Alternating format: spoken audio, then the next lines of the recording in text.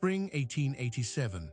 The Dakota Territory was a graveyard for dreams, and for women who couldn't cook, sew, or keep a house, it was a death sentence. Maeve O'Connell arrived by train with a trunk full of books and hands that had never held a skillet. The entire town of Hardwick watched and laughed, but the rancher who bought her contract saw something else entirely. He saw a strength everyone else was too blind to notice. She was a mail-order bride who answered an advertisement for a practical wife. But Maeve was a former librarian from Boston, her practicality buried in novels and ledger books, not in flour and lard. The rancher, Elias Thorne, had paid good money for a partner to help save his failing homestead. He got a woman who could recite Shakespeare but couldn't stew a rabbit. In a place where usefulness was the only currency, her failure was guaranteed. So why did he refuse to send her back? Elias Thorne's advertisement in the matrimonial news had been brutally specific.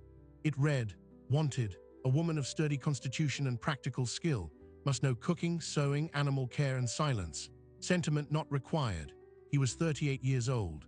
His 160 acres of Dakota scrub were dying under a relentless sun, and his two young children, Annie and Samuel, were fading into quiet shadows since their mother's death from pneumonia 2 years prior. He didn't want a wife, he needed a solution.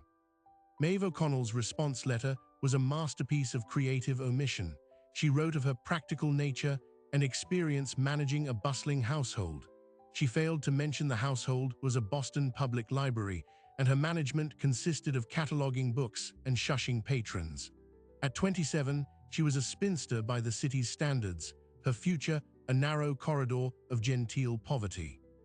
The photograph she enclosed showed a serious woman with intelligent eyes and neatly pinned auburn hair, not the windswept, work-roughened hands of a frontier woman. Elias saw a capable face. He sent the train fare. Her arrival at the Hardwick station was a public spectacle.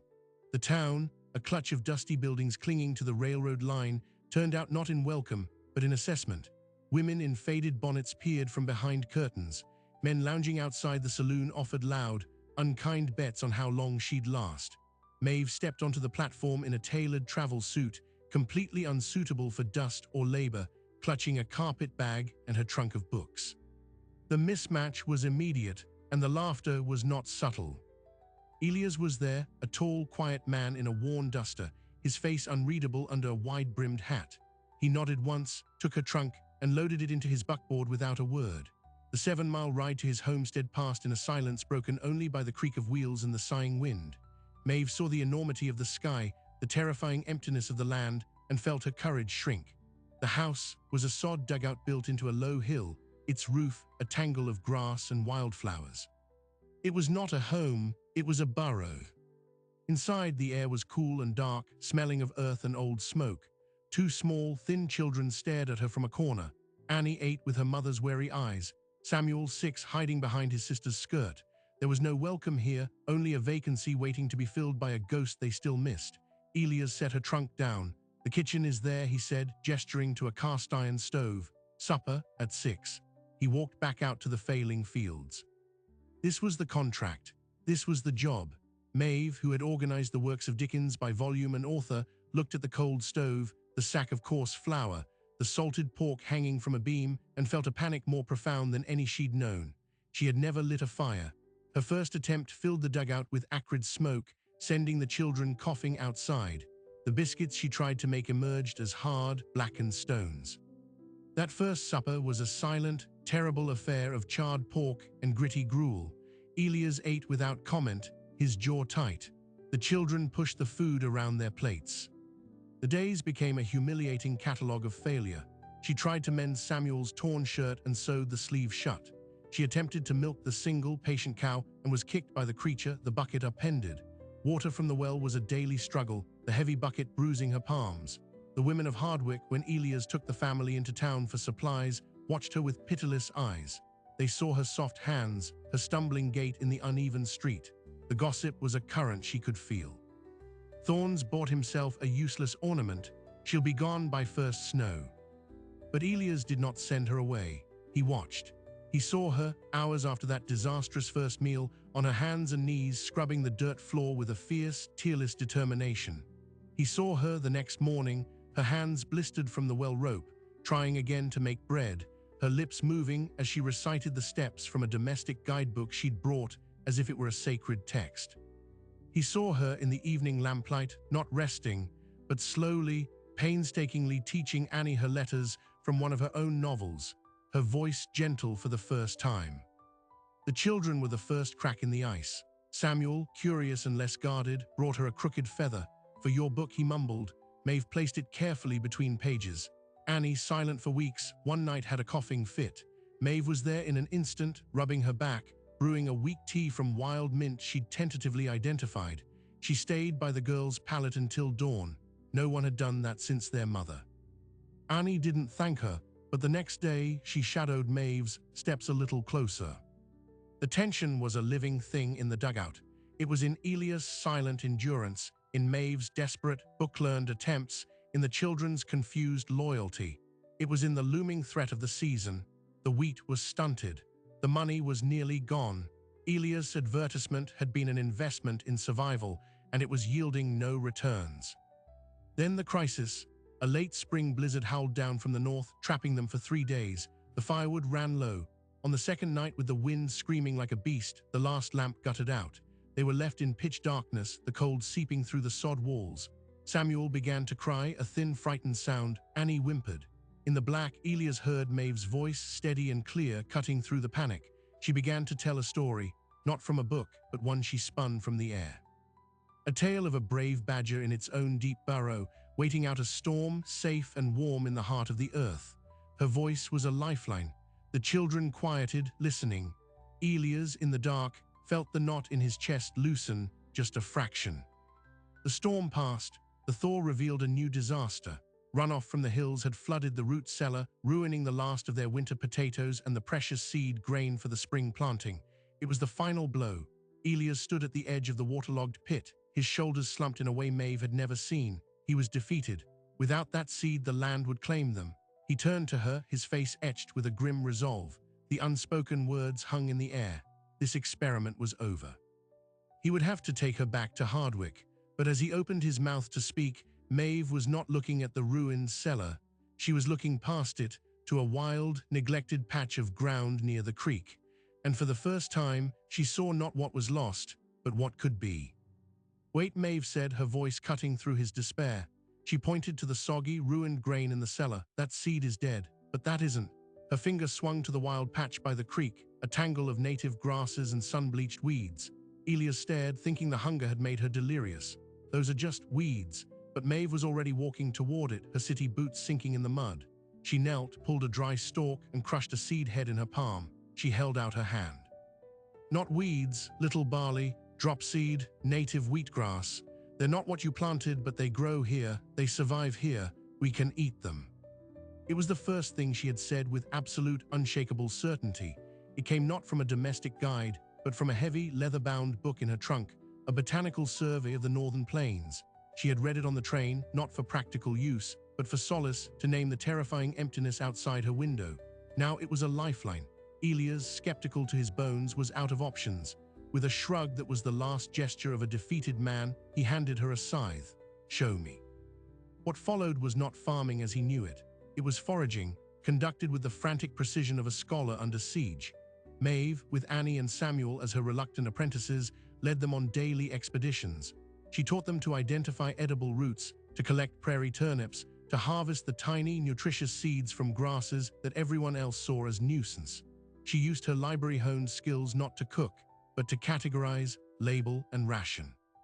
In her trunk, she found a blank ledger.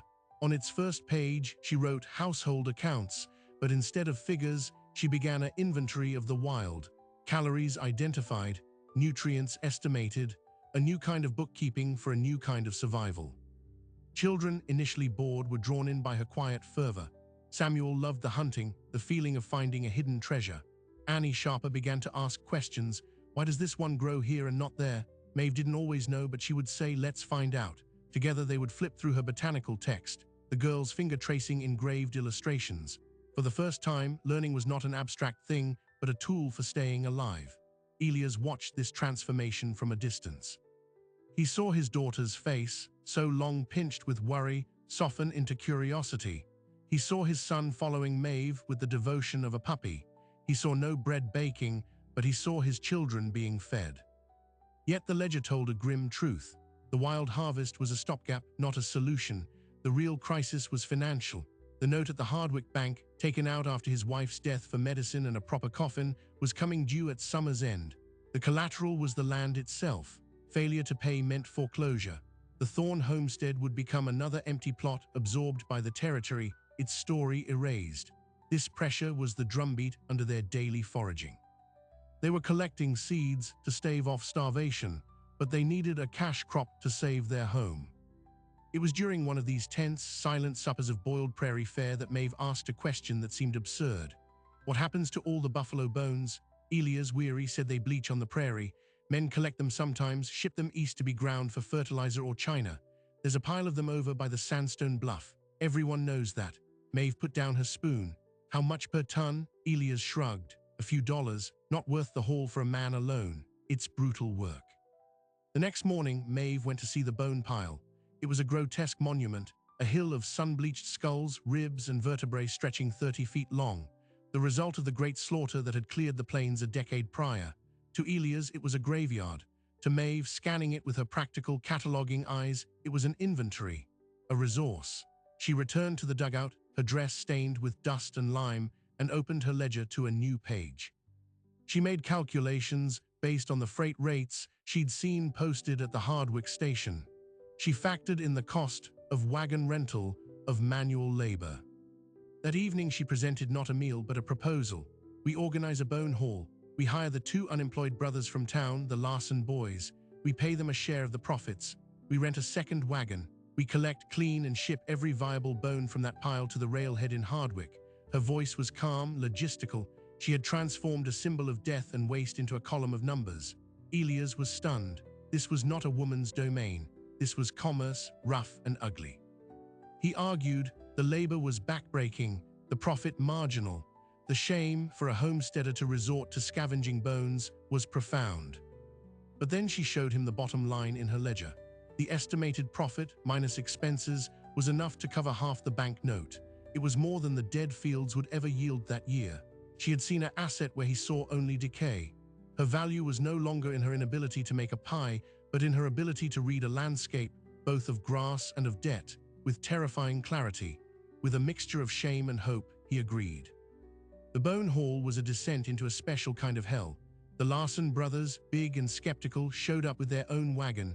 The work was as brutal as predicted, the air filled with the smell of dust and old calcium. The children helped where they could, sorting smaller fragments. Maeve worked alongside them, her hands, once soft, now blistered and cut, wrapped in strips of cloth. She kept the ledger under a rock, tracking each loaded wagon.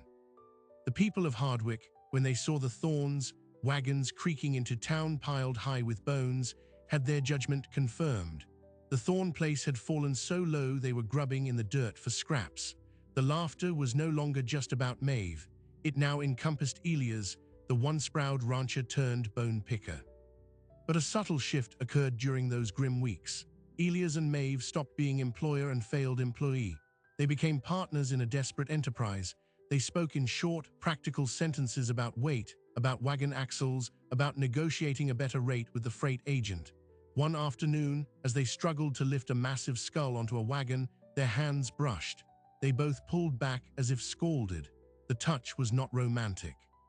It was a recognition of shared grit, of a partnership forged in desperation. That night, Elias did not eat in silence. He said, "We shipped 3 tons today." Maeve, checking her ledger by lamplight, corrected him, 3 1/4. "The Larson boys are shortchanging us on the count. I'll speak to them tomorrow." Elias simply nodded. He trusted her numbers. The bone money bought them time, but not salvation. The banknote still loomed. And then the pivot. A letter arrived for Maeve, forwarded from Boston. It was from the publishing house that had printed the botanical survey she cherished. They were preparing a revised edition and were soliciting contributions from observers in the field for a new chapter on practical uses of native flora. They offered a modest fee for verifiable information. Maeve read the letter 3 times, her heart hammering. She looked at her ledger, filled not just with numbers, but with observations. The germination rate of little barley in clay soil, the best method to leach bitterness from prairie turnip. the seasonal cycle of the edible sunflowers the children called cone flowers. She did not tell Elias. She spent the next 3 nights, after the children were asleep, writing by the last of the lamp oil. She wrote not as a poet, but as the librarian she was, with meticulous detail. She included samples of seeds, pressed flowers, careful diagrams drawn by Annie. She packaged it all with a trembling hope and sent it back east with the bone shipment, praying the postage would not bankrupt them. Weeks passed, the bone pile was diminished. The money was counted, a small, hard stack of coins on the table. It was enough to stall the banker but not to satisfy him. The day of reckoning arrived. Silas Gage, the Hardwick Bank manager, came to the homestead in a buggy, wearing a suit that seemed to repel dust. He did not enter the dugout. He stood outside, a document in his hand, and presented his terms. The note was due. The payment was insufficient. The bank would be taking possession in 30 days. Unless, of course, Mr. Thorne had other collateral. His eyes drifted to Maeve, who stood in the doorway, and then back to Elias with a meaning that was unmistakable. A woman, even a useless one, could be sold or married off to clear a debt elsewhere. She was, in the end, just another asset to be liquidated. Elias' face went pale, then dark with a quiet fury. Before he could speak, Maeve stepped forward. She held a new letter in her hand, its envelope crisp and printed with a Boston return address. She did not hand it to the banker. She handed it to Elias. He opened it, his eyes scanning the formal type. It was a contract. The publishers were accepting her submission. An advance payment of $50 was enclosed. It was more than the Bone Hall had netted. It was recognition, from a world 1,000 miles away, that her knowledge had value. Elias looked from the contract to Maeve, seeing not the mail-order bride, but the author, the contributor, the woman who had just bought them another season. He turned back to Silas Gage, his voice low and steady. "You have your payment. We'll have the rest by the new terms." The banker, surprised and outmaneuvered, could only tip his hat and retreat to his buggy. As the sound of wheels faded, a profound silence settled over the homestead. They had survived the immediate threat, but the victory revealed a deeper, more dangerous truth. The town's contempt had just curdled into something else, resentment, and Silas Gage did not like to lose. Resentment in a place like Hardwick was a slow-acting poison. It started with small cuts. The Larson brothers, paid their share from the bone money, suddenly found their credit at the general store called due. The storekeeper, a cousin of Silas Gage, suggested maybe they shouldn't work for the Thorne outfit anymore. The well-regarded town midwife, when Annie took a bad fall and cut her head, was suddenly unavailable. Maeve had to stitch the gash herself, her hands steady but her heart racing, using needle and thread from her sewing kit. The isolation around their homestead grew thicker, more intentional. Elias' response was to work harder longer in silent defiance. Maeve's response was to look deeper into her books. The publishing advance had been a reprieve, but it was a one-time gift. They needed a sustainable income, a crop that could be grown on their parched land without expensive irrigation or seed. Her botanical text became a battlefield map. She cross-referenced soil types, rainfall charts, and plant hardiness, and she found it. A footnote, really. A mention of a strain of drought-resistant flax being trialed by agricultural stations back east. Its fibers were strong, its seeds produced a valuable oil, and it thrived in poor, dry soil. Ordering the seed required the last of the advance money, a gamble that made Elias physically flinch. But he'd seen her read the land right before. He nodded. The seed arrived in a small, unassuming sack. They planted it in the neglected patch by the creek, the same ground she'd first seen potential in. They tended it not with hope, but with a dogged, silent determination. It felt less like farming and more like laying a wager against the entire territory. Then the sabotage. It happened on a moonless night. Elias was roused by the frantic bellowing of the cow. He and Maeve rushed outside to see the barn engulfed in flames. Not the main barn, but the small lean-to shed where they'd stored the remaining bone haul waiting for shipment, their tools, and Maeve realized with a cry, the trunk containing her books, her ledger, and the precious botanical survey. Elias fought the fire with wet sacks, but the shed was dry tinder. It was a total loss. Standing in the acrid smoke at dawn, surveying the blackened timbers, the truth was as clear as the ash falling around them. This was no accident. The cow had been spooked, its tether cut. A smell of coal oil clung to the debris. This was a message, a warning. The next target wouldn't be a shed. Elias' fists were clenched, his body vibrating with a rage he had no outlet for. He could confront the town, but he had no proof. He'd lose. Maeve said nothing. She walked into the still smoldering wreckage, ignoring the heat, and began sifting through the ashes with her bare hands. She was looking for one thing. She found it, the metal corner of her trunk warped by heat. The books inside were charcoal, but as she pulled the fragment free, something fluttered from a crack in the metal lining, a single folded page miraculously spared.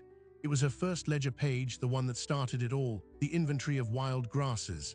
It was blackened at the edges, but the careful writing was still legible. She clutched it like a talisman. They could burn her books, but they couldn't burn what she now knew. The loss of the tools and the final bone shipment was a crippling financial blow. The loss of her books was a personal devastation. That night, sitting on the stump outside the dugout, she didn't cry, she just looked hollow. Elias sat beside her, the silence between them heavier than ever. Finally, he spoke, his voice rough. "I should send you back to Boston before it gets worse here." For the first time, he wasn't talking about her usefulness. He was talking about her safety. Maeve looked at him, her face smudged with ash. "Is that what you want?" He couldn't hold her gaze. "No," he said, the word torn from him. "But this isn't a life. This is a war, and I can't protect you from this." Maeve studied the scorched ledger page in her hands. "You didn't hire me to be protected," she said quietly. "You hired me to be practical, so let's be practical. They know how to break things. We need to learn how to build something they can't touch." The next phase was born not from hope, but from cold, strategic necessity. They couldn't compete with the town's malice, so they would bypass it. Using the last of their coins, Elias made a 2-day journey to a farther, larger railhead town, one with no ties to Hardwick.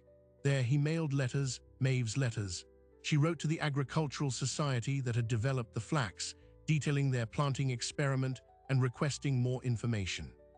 She wrote to the publisher again, proposing a broader work based on her lost notes, a guide for frontier homesteaders on utilizing native plants. She wrote with the authority of someone who had been burned, literally, and had kept going.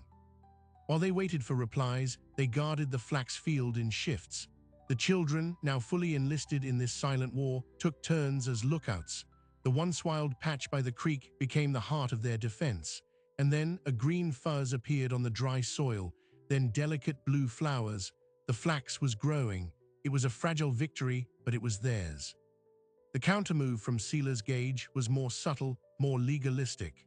He called in the second half of the banknote early, citing a material change in risk due to the suspicious fire on the property. He had the law, or his version of it, on his side. The deadline was now 3 weeks away. The amount was impossible. This time the revelation came from an unexpected source, the land itself. While walking the far western border of their claim, a section of rocky, useless ground everyone ignored, Maeve tripped on a half-buried rock. Not a rock, a strangely smooth, layered stone. She called Elias over. He pried it from the earth. It wasn't stone. It was a large, fossilized bone, unlike any buffalo part. It was something older, much older, a dinosaur bone. A collector back east, a professor Elias had once done freight hauling for, had spoken of such things with a fanatical glee, offering high prices for significant finds. In that moment, their perception of their land changed. It wasn't just 160 acres of failing soil. It was a layer cake of history and resources. Buffalo bones near the surface, fossil bones beneath, and growing on top, a new kind of crop. They had been fighting for scraps while standing on a puzzle no one else had bothered to solve. But before they could act on this new discovery, a different wagon arrived. It was sleek, pulled by fine horses. 2 men in city suits, representatives of the Great Northern West Railroad. They had a map. Their proposed line ran straight through the Thorne homestead. They offered a buyout. The sum was 5 times what the banknote was for. It was escape money, security, a fresh start anywhere else. Elias and Maeve listened in the dugout, the children peering from the bedroom doorway. The men painted a picture of progress, of connection, of a fat check that would solve all their problems. The men left the offer on the table. They'd return in a week for an answer. That night, the family sat in silence. The children, who had overheard, understood the gravity. Samuel whispered, "Could we really go somewhere else?" Annie, ever perceptive, asked, "What about the flax and the old bones in the hill?" Elias looked at Maeve. This was the decision that would define them. Take the money, pay the debt, and leave the war behind. or stay and fight for a patch of earth that everyone wanted to take, burn, or buy out from under them. Maeve didn't look at the railroad contract. She looked out the low door at the fading light on their fledgling flax field. "We built a knowledge here," she said, her voice barely audible, "not just in the ledger, in us, in them." She nodded to the children. "If we leave, the bank wins. The arsonist wins. The town wins. We save ourselves, but we lose what we made." Elias stared into the fire. Then he said one word. Okay, they would stay. But staying meant they had to win, and win decisively, before the week was out. Their plan was audacious. They would use the railroad's interest against the bank. The next day, Elias rode into Hardwick and walked directly into Silas Gage's office. He didn't beg, he stated, "The Great Northern West Railroad is offering to buy my land. I'm considering it, but their offer is contingent on clear title. If you foreclose, the title is messy. It's in your interest to extend my note. Give me 6 months. If I fail, you get the land and can sell it to the railroad yourself for a much higher price than my debt." It was a bluff, a dangerous one. It relied on Gage's greed outweighing his grudge. The banker's eyes narrowed, calculating. He didn't believe Elias would refuse the railroad's money, but the logic was sound. Foreclosure was a slow process. A direct sale to the railroad was clean and profitable. He agreed to a 3-month extension with a brutal new interest rate. The pressure was now immense, but they had bought 90 days. Now they had to make the land visibly, undeniably valuable. The fossil bone was the key. Maeve wrote to the professor back east, describing the find. Elias, using the last of their credit at the distant town, shipped the massive bone specimen. The response was electric. A telegram arrived, charges paid by the recipient. The professor was ecstatic. He identified it as a rare find. He was coming himself with a team in 2 months. He offered a generous finder's fee and a lease payment for the right to excavate. It was more money than they had ever seen promised. News, however, has a way of leaking. The arrival of the telegram at the distant railhead, the inquiries from the professor, word trickled back to Hardwick. The town that had dismissed the Thorns as bone-picking paupers now heard a new, bewildering rumor. There was treasure on that worthless land. Scientific treasure. The laughter stopped, replaced by a new, ugly avarice. Silas Gage realized he'd been outmaneuvered. The land was now more valuable with the Thorns on it, with their connection to Eastern academics, than it was in foreclosure. His resentment hardened into a cold, final resolve. If he couldn't have the land through debt and couldn't scare them off, he would use the town's morality as a weapon. He began to whisper, "A woman living out there, unmarried, a man not her husband. Those children, exposed to such impropriety, it was a scandal. A godless arrangement." The preacher, a moralistic man deep in Gage's debt, began to sermonize about the sanctity of the home. The attack was no longer on their property, but on their very right to exist as a family. The final confrontation happened at the Hardwick Church Social, a mandatory community event. Maeve and Elias attended, a show of defiant normalcy. It was a mistake. In the crowded hall, the preacher, spontaneously, called for prayer for those living in sin, for the souls of children being led astray. All eyes turned to them. A wave of condemning silence washed over the room. Then Annie, her small voice cutting through the quiet, spoke up. She wasn't speaking to the adults. She was reciting, clear and loud, the Linnaean classification for the little barley grass, genus Hordeum, species Pusillum. She listed its growing season, its nutritional value. She finished by looking at the preacher and saying, "Miss Maeve taught me that. Is that godless?" The room was stunned. Maeve, her heart in her throat, put a hand on Annie's shoulder. Elias stepped forward, his size suddenly imposing. He didn't address the preacher. He looked at the faces of the townsfolk, many of whom he'd known for years. "You all know what's been done. The fire, the threats, you let it happen. Now you question how we live. We are a family. The law might not see it yet, but this does." He took Maeve's hand publicly for the first time, "And we are staying." They walked out of the social, leaving a fractured silence behind them. The moral attack had failed, but it had drawn a line in the dirt. There was no middle ground anymore. On the wagon ride home, under a blanket of stars, Elias didn't let go of her hand. He didn't speak. He just held on, his callous thumb moving over her knuckles. When they got back to the homestead, the children ran inside, buzzing with the adrenaline of the confrontation. Elias and Maeve stood by the wagon. The air between them was charged, not with desperation, but with a choice finally acknowledged. "I don't have a ring," he said, his voice gravelly, I don't have a proper house. I have a claim, a field of flax, and a hole in the ground full of old bones. Maeve looked at their linked hands, then at his face, etched by sun and worry and a newfound certainty. You have a family, she replied, and you have me. That's the only claim that matters. He leaned down and kissed her. It was not a kiss of passion, but of ratification, a seal on the partnership that had been forged in failure, tested by fire and hardened by defiance. When they pulled apart, the world had not changed. The debt still loomed. The town still hated them, but the axis of their fight had shifted. It was no longer about surviving someone else's plan. It was about building their own. We build it here, Maeve whispered against his cheek. Everything, he nodded.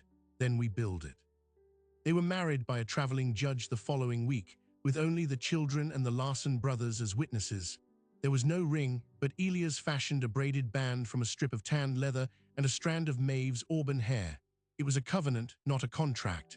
With that simple act, the town's last weapon, the charge of immorality, was blunted. They were a legal family now. The war wasn't over, but the battlefield had shifted.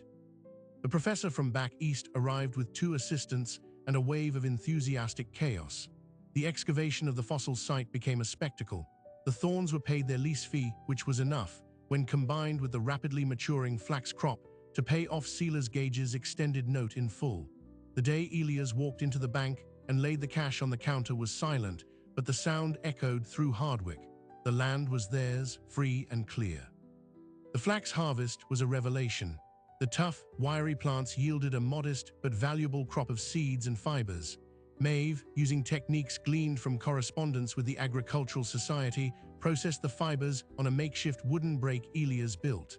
They spun their first rough linen thread that autumn. It wasn't much, but it was proof of concept. They had created a product from nothing. The railroad men returned, expecting a signature. Elias met them at the door, Maeve at his shoulder. "We're not selling," he said. The lead man's smile turned thin. "You're making a mistake, Thorn. That line is coming through, with or without you." "We'll see," Elias replied and closed the door. They had won the battle for their home, but the war with progress was just beginning. The following spring, the prairie delivered a final, brutal test. A plague of grasshoppers descended, a living storm that blotted out the sun. They devoured everything in their path: wheat fields, garden plots, the very leaves off the trees. The town of Hardwick was paralyzed, facing total ruin.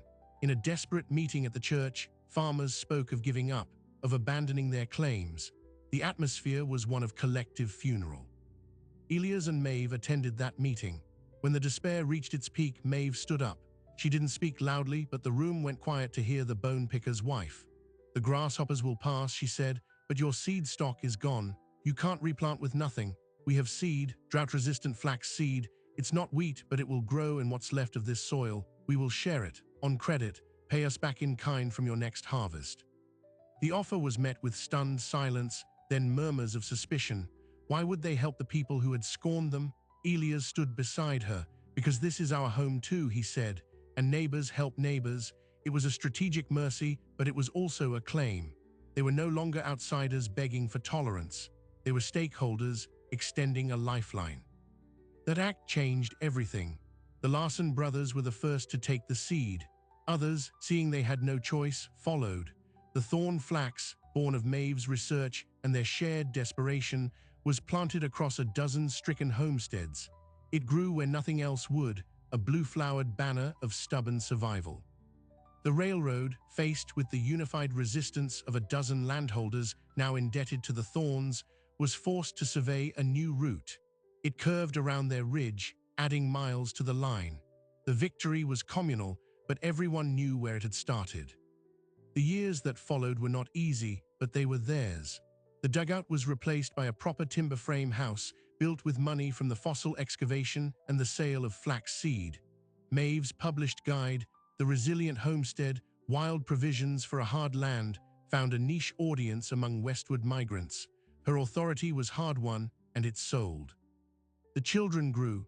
Annie, her mind sharpened by years of botanical study, won a scholarship to a normal school back east. Samuel preferred the land, inheriting his father's steadfastness and his mother's eye for its hidden potential. The Thorn claim became known not for its failure, but for its innovation, a mix of traditional grazing, experimental flax cultivation, and the occasional sale of a fossil find to a museum. The final surprising detail emerged decades later. An elderly Maeve, her hair white but her posture still straight, was compiling a new edition of her book. She requested a survey of their land.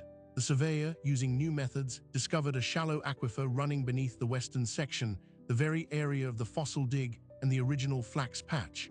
The water was why the fossils had collected there. It was why the native grasses, and later the flax, had thrived in drought. Maeve's instinct had been the subconscious observation of a truth deeper than the soil. She hadn't just fought the land, she had listened to it. When Elias passed, he was buried on a hill overlooking the house and the now flourishing flax fields. Maeve lived another 5 years. She spent her last days in a rocking chair on the porch, watching her grandchildren play near the old creek. The town of Hardwick, now a proper stop on the railroad that had once threatened them, sent a delegation to her funeral. They didn't come out of guilt, but out of respect. She was the woman who had turned bones into books and weeds into a legacy. The homestead passed to Samuel and his family. The sign Elias had nailed to a fence post after the railroad war, faded but still legible, was brought into the new house and mounted over the fireplace. It read simply, "We stayed." And the land, for those who knew how to look, told the whole story. In the cultivated rows of heritage flax, in the protected fossil dig site now marked with a plaque, and in the wild, resilient prairie grasses that still grew at the edges, a testament to the practical, enduring love that had first seen their worth. The story of Maeve and Elias Thorne is often remembered as a quaint romance, a tale of an unlikely mail-order bride, but to see it that way is to miss the point entirely. It wasn't a love story that began with attraction. It was a partnership that began with utility and was forged in the relentless crucible of necessity. He didn't fall for her despite her lack of domestic skill. He came to value her because of the skills she did have, skills no one had thought to look for. Their legacy asks us a difficult question. How many times do we dismiss a person's potential because it doesn't match the job description we have in mind? How many times do we see failure in a skillet and miss the genius in a ledger? The frontier was littered with the bones of conventional dreams that failed in unconventional land. The Thornes succeeded because they abandoned the convention and learned to read the text in front of them, the text of the soil, of the ledger, of each other. Maeve's value was never in fitting into a pre-existing role. It was in creating a new one. She redefined what it meant to be a practical wife on the prairie. It wasn't about making a perfect stew. It was about ensuring there was something to stew. It wasn't about darning socks. It was about finding the fiber to make new ones. In a world that demanded she be less, she insisted on being more, differently. That stubborn patch of land in Dakota, with its fossil bones and defiant flax, stands as a monument to a different kind of wealth. Not the wealth of easy money or fertile soil, but the wealth of adaptive intelligence, of loyalty, of seeing value where others see waste. It's a testament to the power of choosing to stay and to build when every signal says to cut your losses and run. So the next time you encounter something or someone that seems useless, that seems like a mismatch, that seems to be failing at the task you set for them, pause. Look deeper. The wrong person in the right place, with the freedom to be themselves, can sometimes build the only future that actually lasts. Their story is a map, not to a hidden treasure, but to a different way of seeing, and that might be the most valuable find of all. If you found this story of hidden potential and unconventional strength compelling, there are more tales like it waiting for you.